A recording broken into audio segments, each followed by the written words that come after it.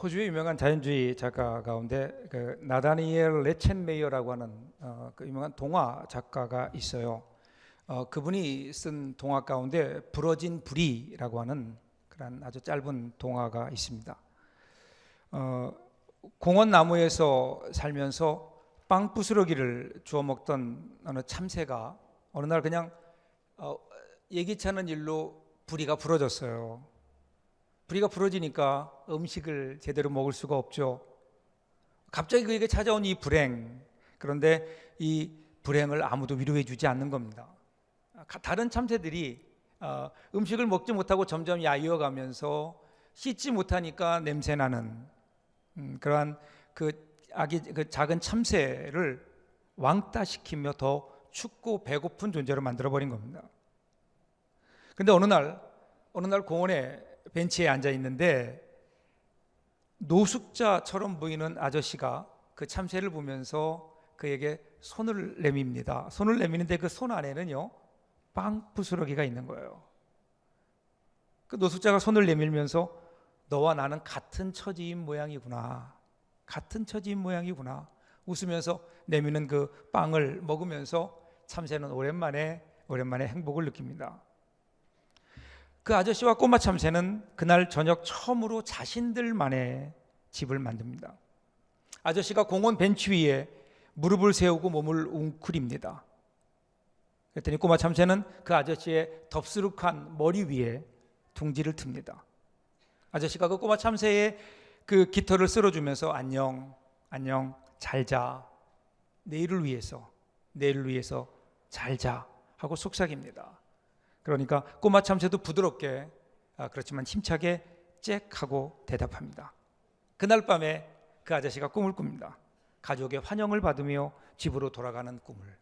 그리고 참새도요, 그날 밤에 꿈을 꾸는데 부러진 부리가 다시 반듯해지고 다른 참새들과 함께 어울려 하늘을 나는 아름다운 꿈을 꿉니다. 위로의 행복이죠. 위로의 행복. 여러분, 이 세상을 가만히 보세요. 이 세상을 보면요, 위로받지 않아도 될 만큼 가득한 사람도 없고요, 또 위로하지 못할 만큼 완전히 비어있는 사람도 없습니다. 우리 모두가 사실은 위로하고 위로받으며 살아가야 되는 사람들입니다. 어느 날 마음이 무겁게 길을 가고 전철을 타고 가는데 그 앞에서 내 앞에 앉아서 그 던지는 어린 아이의 웃음 한 올이 우리에게 위로를 주죠. 슬픔은 위로에 의해서 갚아지고 위로의 힘으로 우리는 고난의 강을 건널 수 있죠. 이 세상을 가만히 보세요. 슬픔이 있습니다. 고난이 있습니다. 분명히 고통이 있습니다. 그런데 이 모든 것들을 이기는 위로가 있죠. 그 위로, 만일 우리에게 그 위로가 있다면 우리 인생은 행복하지 않을까요? 여전히 우리 가운데 슬픔이 있더라도, 여전히 우리 가운데 고난의 강이 있더라도, 만일에 우리가 누군가가 나의 마음을 위로해 줄 수 있다면, 그럼 여러분, 우리 인생은 결코 외롭지 않을 겁니다. 이 위로의 행복, 우리 예수님이 두 번째 주시는 행복이 하나님께서 위로해 주시는 그 위로의 행복입니다. 자, 4절, 오늘 4절 말씀 보세요. 애통하는 자는 복이 있나니 그들이 위로를 받을 것이며, 이렇게 나오죠. 여러분, 이게 지난주에도 제가 말씀드렸지만 우리 성경에는 생략되어 있는 한 단어가 있어요. 그게 뭐냐면 애통하는 자는 복이 있나니, 그리고 그 다음에 나오는 단어가 하나 있는데 호티라고 하는, 왜냐하면이라고 하는 이유를 밝히는 접속사가 나와 있습니다. 그래서 이 구절을 좀 더 실감나게 번역을 하면 복되도다 심령이 애통하는 자들이요, 왜냐하면 그들이 위로를 받을 것이기 때문이다. 이렇게 번역할 수 있어요. 복되도다 애통하는 자들이요, 왜냐하면 그들에게는 하나님의 위로가 있기 때문이다. 여러분이 호티라는 접속사가 중요한 이유는요, 이것이 없으면 그러면 앞에 나오는 애통하는 것이 마치 복인 것처럼 우리가 생각할 수 있죠. 그런데 이 호티라고 하는, 왜냐하면이라는 접속사가 나오면 그러면 뒤에 있는 게 중요해지거든요. 그러니까 오늘 예수님이 우리에게 주는 복은 뭐예요? 애통하는 것이 복이 아니라는 거예요. 애통하는 것이 복이 아니라 무엇이 복인가? 위로받는 것이 복이다라는 거죠. 다만 애통하는 것이 동기가 되어서 하나님의 위로를 받게 된다. 하나님의 위로에 이르는 통로가 과정이 애통이라는 겁니다. 자, 여러분, 하나님께서 우리에게 우리에게 그 위로해 주시기를 원합니다. 하나님은 우리에게 위로라고 하는 행복을 주시기를 원합니다. 왜냐하면 우리에게 필요하기 때문에. 그런데 문제는 우리가 하나님이 주시는 이 위로의 행복을 누릴 준비가 되어 있지 않다는 데 있어요.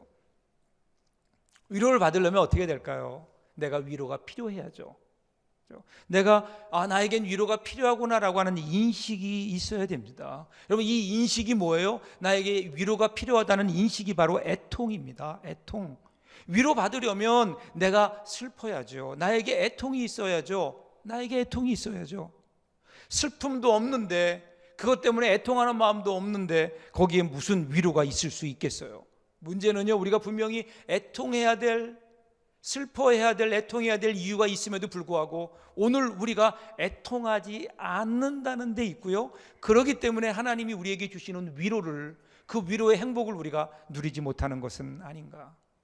그래서 예수님께서는 우리에게 너희에게 위로가 있기를 원한다. 그런데 그러려면 너희에게 애통하는 마음이 있어야 된다. 애통을 말씀하시는 겁니다.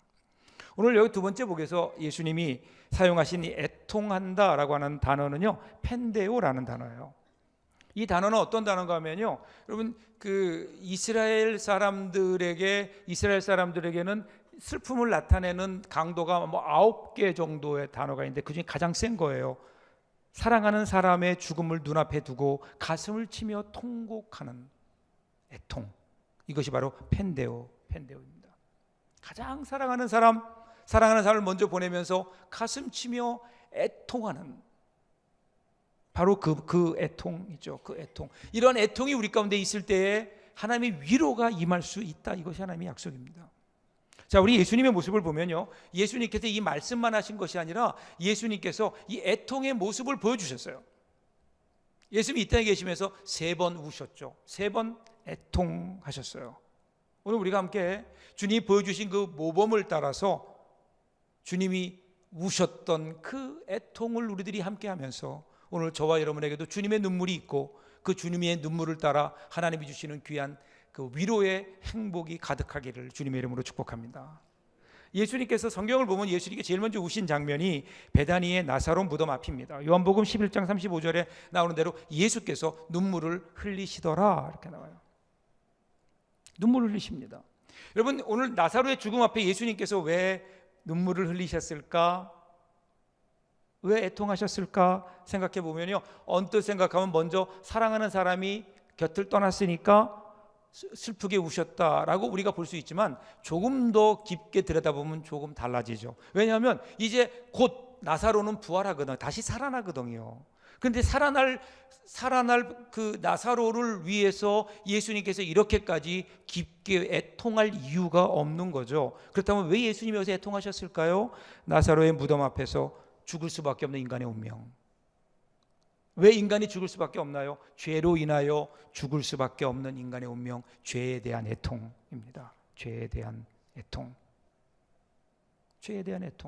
예수님의 눈물을 통해서 우리들이 보는 것은요, 죄에 대한 눈물이에요. 죄에 대한 애통입니다. 사실 우리 모두는 다 예수 믿고 구원받고 모든 죄를 용서받고 하나님의 자녀가 되었죠. 그런데 여러분, 분명히 기억해야 될 게 있어요. 이것은 선언적인 의미입니다. 하나님께서 우리의 죄를 죄 없다고 인정해 주시는 것이지 실제로 우리 삶 속에 죄가 없는 것이 아니에요.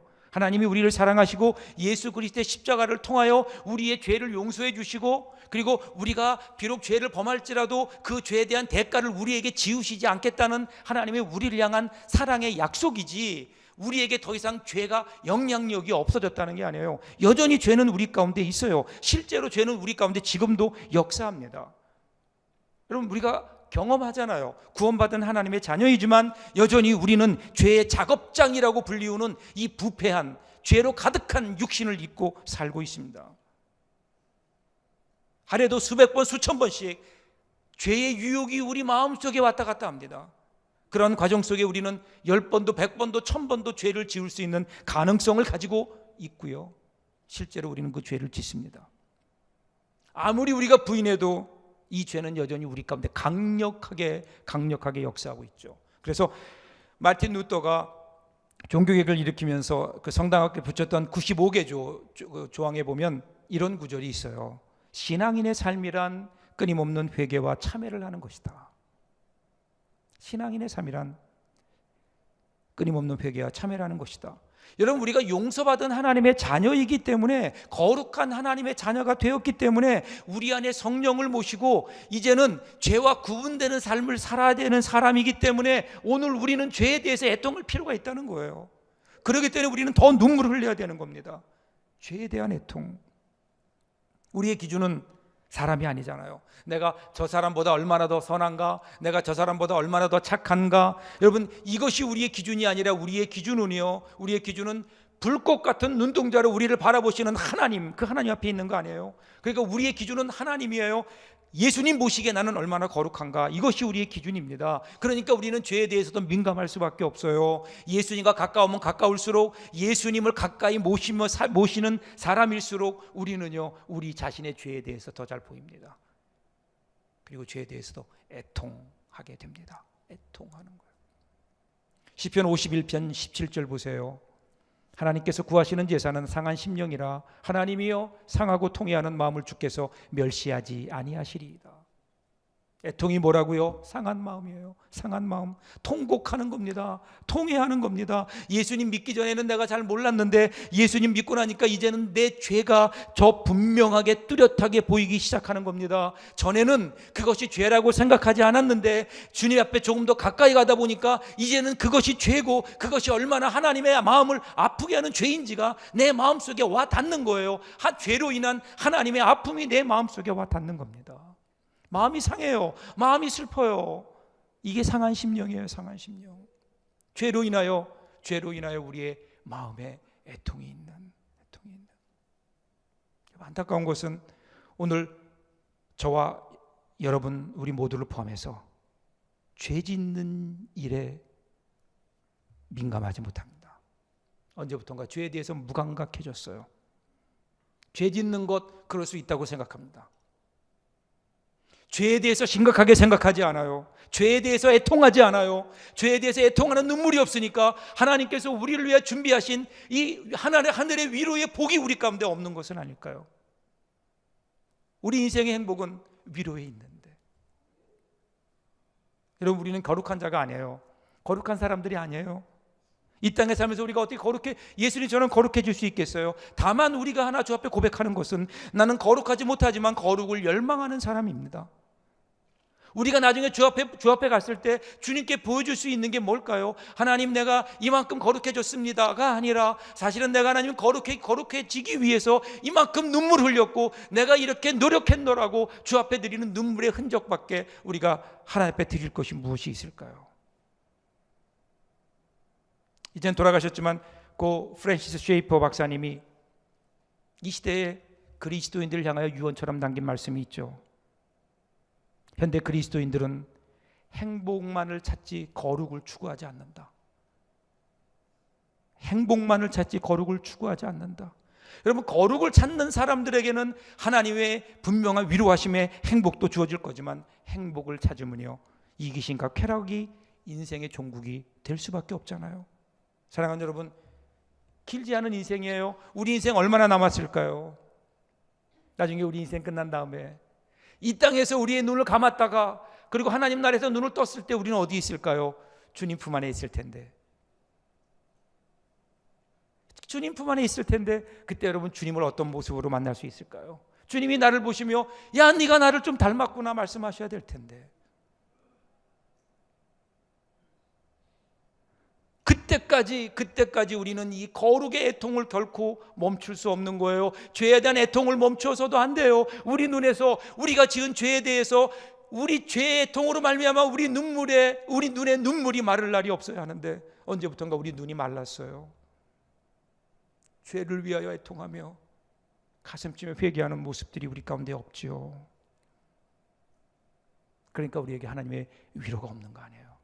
죄사함의 기쁨이 우리 가운데 느껴지지 않잖아요. 다시 한번 오늘 이 아침에 저와 여러분들에게 우리의 죄를 향한 이 뜨거운 눈물이 우리 가운데 터져 나올 수 있기를 주님의 이름으로 축복합니다. 예수님 두 번째 보면요, 예수님께서 겟세마네 동산에서 기도하면서 우셨어요.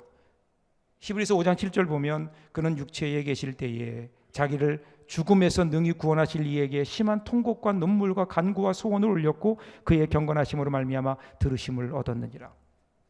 예수님도 인간의 몸을 입으셨기 때문에 고통을 보고 고통을 눈앞에 두시고 우셨어요. 우셨어요. 예수님께도 고통이 있었어요. 얼마나 예수님이 고통을 당하셨는가 하면 심한 통곡으로 기도하셨어요. 눈물로 하나님께 간구하실 정도로 마음에 고민이 있고 고통이 있었어요. 예수님도 그러셨어요. 그러면 여러분, 오늘 예수님을 따르는 우리는 어떨까요? 여러분, 우리가 예수 믿고 하나님의 제자가 된, 하나님의 뒤를 따르는, 예수 그리스도의 뒤를 따르는 우리들에게도 사실은 고난이 많죠. 왜 이렇게 고난이 많은지 모르겠어요. 목회하다 보면 우리 성도들의 가지고 있는 고난들이 저의 마음에 얼마나 큰 무거운 짐이 되고 눈물이 되는지 모릅니다. 예수님을 정말 사랑하는 것 같은데, 그래도 신앙생활을 열심히 하려고 노력하는 것 같은데 왜 이렇게 하는 일마다 잘 풀리지 않는지, 왜 하나님 믿는 우리의 자녀들이 왜 그렇게 잘못됩니까? 왜 경쟁에서 뒤집니까? 왜 나쁜 사람들의 속임수에 빠져서 헤어나올 수 없는 손해를 입게 됩니까? 왜 하루아침에 병이 들어서 우리 육신이 쓰러질 수밖에 없고 왜 억울하게 비난을 당하는지, 우리 가운데 있는 고통의 문제를 붙들고 하나님 앞에 기도하면은요, 설명할 길이 없어요. 왜 그러는지 모르겠어요. 이해할 수도 없고 설명할 수도 없어요. 그런데 여러분, 그렇다고 해서 하나님을 포기할 수도 없는 거잖아요. 사랑하는 여러분, 예수 믿는 사람들은 도대체 어떤 사람들일까요? 예수 믿는 사람들, 우리들은요, 무풍지대를 살아가는 사람이 아닙니다. 고난도 없고 슬픔도 없고 눈물도 없는 그러한 세상을 사는 것 아니잖아요. 우리는 고통이 올 때에 그 고통이 우리에게 왜 오는지 고통의 원인을 찾아내는, 분석하는 사람들도 아니에요. 그죠? 우리가 할 수 있는 일이라고 하는 것은 감당할 수 없는 고난이 올 때에 우리 마음에, 우리 눈에 눈물을 가지고 울며 하나님 앞으로 찾아 나오는 사람들이 여러분, 예수 믿는 사람들 아닐까요? 가슴에 젖어드는 슬픔과 아픔과 고통을 견디지 못해 많은 세상의 사람들은 마시고 떠들고 한탄하는 그 시간에 조용히 하나님 앞에 나와서 엎드려 기도하며 우리 가슴에 가득한 우리 인생의 고통들을 눈물로 씻어내는 사람들이 오늘 여러분, 우리 예수 믿는 사람들 아닐까요? 살기가 힘들 때마다, 좌절감이 우리 가운데 몰려올 때마다 은혜의 보좌 앞에 나와 눈물로 하나님의 옷깃을 적시는, 하나님의 옷자락을 적시는 사람들. 어떤 면에서는 이 땅을 살아가면서 우리가 예수 믿기 때문에 더 큰 슬픔을 가지고 살아갈 수 있어요. 세상 사람들과 타협하지 않고 십자가를 져야 되기 때문에 우리에게는 더 많은 고난과 더 많은 눈물이 있을 수 있습니다. 그럼에도 불구하고 우리가 십자가 지는 그 일을, 예수 믿는 것을 포기하지 못하는 것은 거기에 하나님의 위로가 있기 때문에, 어렵고 힘들고 그리고 우리 인생 가운데 슬픔이 있지만 나의 슬픔, 나의 고통을 들고 주 앞에 나가 눈물로 주의 옷자락을 적시며 애통하며 주 앞에 기도할 때에, 그때 주님이 분명히 우리와 함께 하시며 우리에게 이렇게 말씀하시잖아요. 내가 너의 기도를 들었고 너의 눈물을 보았다. 내가 너의 기도를 들었고 너의 눈물을 보았다.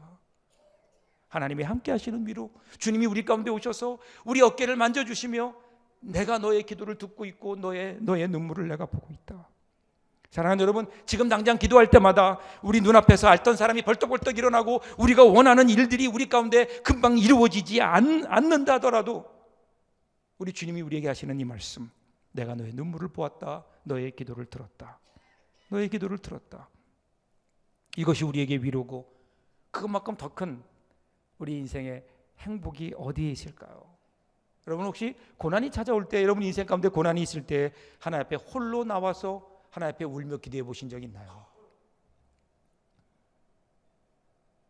우리가 인생에 고난이 올 때에 고난을 가지고 주 앞에 나와 뜨겁게 기도하며 애통하며 주 앞에 드리는 기도, 그 기도의 결말은 무엇일까요? 그 끝에 우리 하나님이 계시고 우리 하나님을 대면하게 될 때에 그때 우리에게는 영원한 비탄도 없고 영원한 눈물도 없는 것을 우리는 스스로 깨닫게 됩니다. 이것은 사람이 주는 위로가 아니에요. 이해할 수 있는 어떤 이해를 시키는 것이 아닙니다.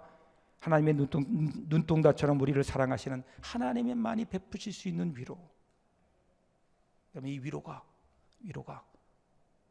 오늘 저와 여러분과 여러분의 가정 위에 함께 할 수 있기를 주님의 이름으로 축복합니다. 이 하나님의 위로. 그리고 마지막으로 예수님은 십자가를 지시기 전 며칠 전에 예루살렘 성이 훤히 내려다 보이는 감람산 기슭으로 올라가십니다. 거기 앉으십니다. 한참 동안 성을 내려다보시던 주님의 눈에 갑자기 굵은 눈물이 흐르기 시작합니다. 어떤 눈물일까요? 40년 후에 예루살렘 성의 멸망을 내다보시는 겁니다. 예루살렘은 하나님의 아들이 오셨음에도 불구하고, 예수님이 오셨음에도 불구하고 그들을 영접하지 않고 오히려 그를, 예수님을 십자가에 못 박는, 여전히 어둠의 권세가 뒤덮고 있는 악한 성이었기에 40년 후에 멸망할 예루살렘을 바라보며, 성전은 불타고 성곽은 돌 위에 돌 하나도 없을 정도로 완전히 쑥밭이 되어버릴 그때를 생각하며 주님께서 우시는 거예요. 죄로 죽어 마땅하지만 그럼에도 불구하고 죽을 수밖에 없는 그 운명을 생각하며 다른 사람들을 바라보며 예루살렘을 바라보며 우셨던 주님의 그 눈물, 여러분 그 눈물이 우리에게도 있어야죠. 우리의 마음 문을 열고 주위를 돌아보면 우리가 함께 슬퍼하며 위로해야 될 상한 영혼들이 얼마나 많은지 몰라요. 극빈의 고통, 실직의 불안, 전쟁의 공포, 영적인 공황 등 우리의 삶을 무너뜨리려고 하는 많은 불안한 요소들이, 장애물들이 얼마나 많은지 모릅니다. 여러분, 그 가운데는 스스로 나름대로 장애를 극복하고 일어나는, 어느 정도 일어날 수 있는 사람들도 있지만 대부분의 사람들은 그 장애물에 눌려서 신음하고 있어요. 그리고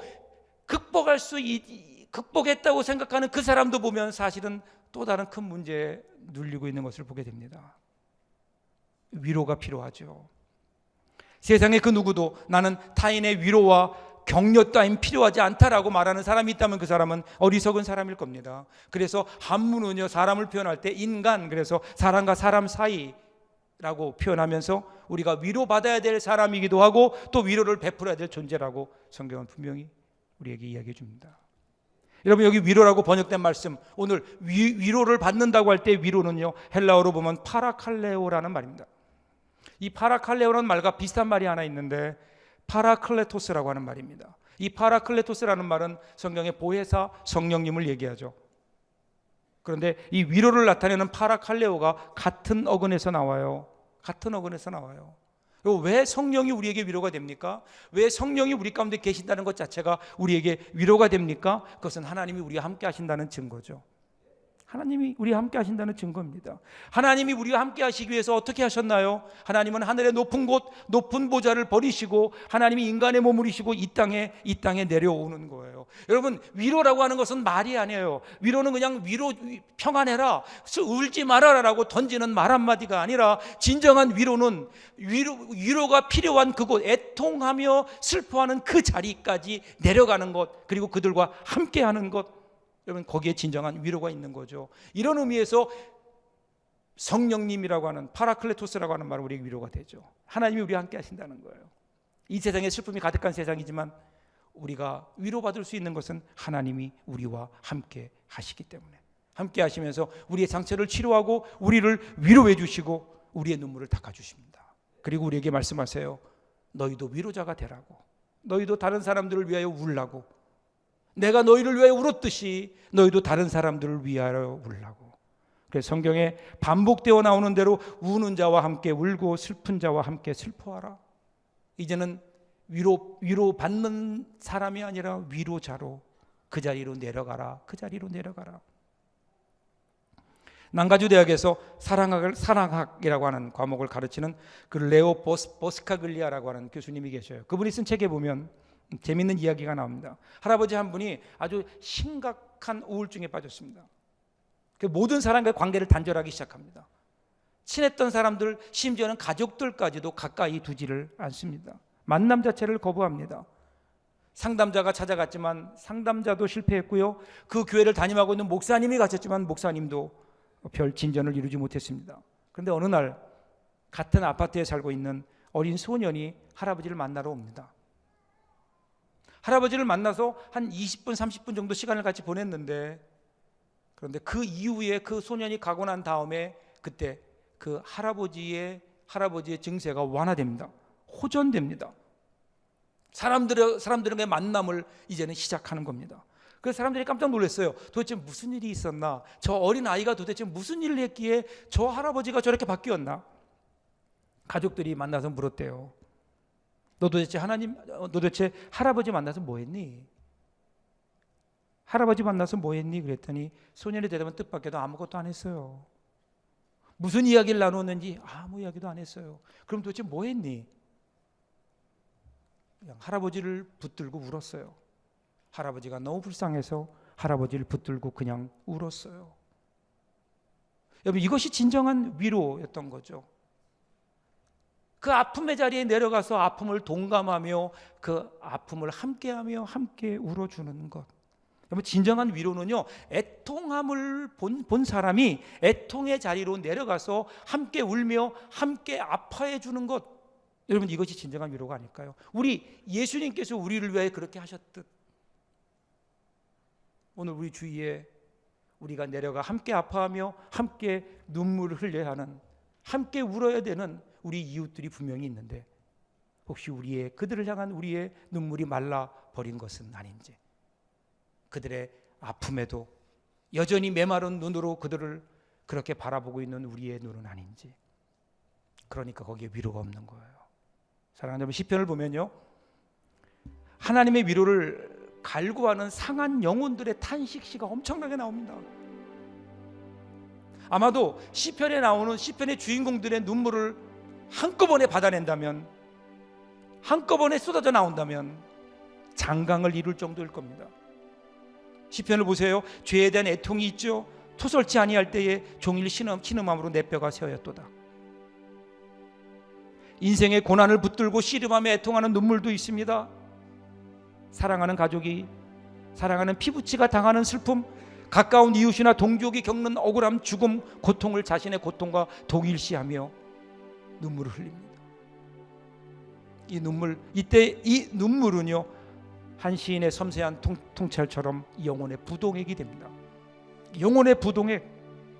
마정기 시인이 썼던 나무가 있는 풍경에 나오는 시 한 구절입니다. 눈물은 영혼의 부동액이라고요. 눈물이 없으면 우리는 다 얼어버린다고요. 맞습니다. 눈물이 우리의 영혼을 얼어붙지 않게 하는 부동액이라는 겁니다. 눈물은 위로를 담고 있는 따뜻한 액체이기 때문에 그래요. 더 적극적으로 표현하면 우리가 사랑하는 이웃들을 위하여 우리가 눈물을 흘릴 때 슬픔과 고통 때문에 주저앉은 우리의 이웃들을 일으켜 세울 수 있는 영혼의 묘약이기도 합니다. 그렇다면 우리 눈 속 어딘가에 숨겨져 있는, 은밀히 숨어 있는 우리의 눈물샘은 이 세상을, 얼어붙은 이 세상을 녹일 수 있는, 정말 따뜻한 세상으로 나눌 수 있는 축복의 샘, 행복의 샘이 아닐까. 언제부턴가 우리 눈이 마르기 시작했어요. 햇빛만 쏟아지는 곳은 사막이 된다는 말씀과 같이 우리 눈물이 마르면서 우리 마음이 점점 메말라갑니다. 눈물이 말라 있어요. 비가 와야 됩니다. 비가 쏟아져야 됩니다. 검은 구름이 하늘을 덮고 비가 쏟아질 때 여러분, 사막 같은 메마른 그곳에서도 생명의 환희가 일어나잖아요. 눈물이 없는 신앙은 하나의 값싼 장식품에 지나지 않습니다. 여러분, 우리가 혹시 예수 믿고 나서 웃으려고만 한 것은 아닌지, 눈물은 뒤로 한 채 그저 모든 웃는 일들만 있었으면 좋겠다, 웃는 것이 행복이라고 우리 스스로 혹시 여러분 우리들이 착각하고 있지 않습니까? 여러분, 예수 믿고 나서 하나님 앞에 진지하게 울어보셨나요? 나의 죄를 붙들고 하나님 앞에 애통했던 적이 언제인가? 내 인생에 고난이 있을 때에 사람이 아니라 하나님 앞에 나와서 하나님, 내 이 문제를 어찌하면 좋겠습니까? 하나님 앞에 하나님의 옷자락을 적시면서 주님 앞에 기도했던 적이 언제입니까? 아픔을 당하는 이웃을 생각하며 그들을 위해 눈물 흘리며 애통하며 기도했던, 진지하게 울어본 적이 언제인가? 애통이 우리 신앙을 본질로 향하게 만듭니다. 눈물이 우리 신앙을 본질로 인도합니다. 눈물이 고인 곳에만 예수님의 십자가가 보입니다.